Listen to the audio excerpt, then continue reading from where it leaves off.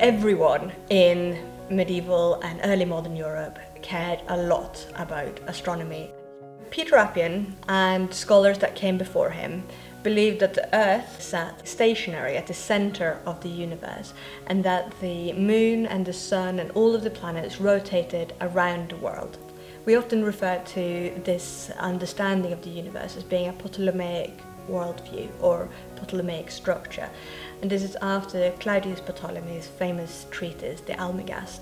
It is a very common misapprehension that people in medieval Europe or before 1492 believed that the world was flat, but this is completely incorrect. People knew that the Earth was round.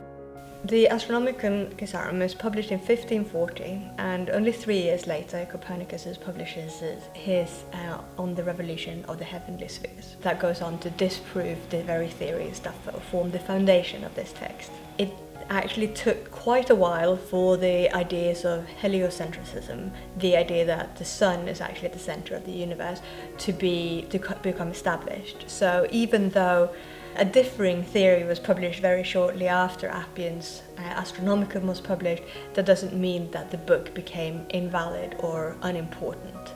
It's the first instance of someone noting that the tail of the comet always points away from the sun, and thus proving that comets existed outside of the lunar sphere, so outside of the moon. Before that, it was thought to be sort of an optical illusion below the moon.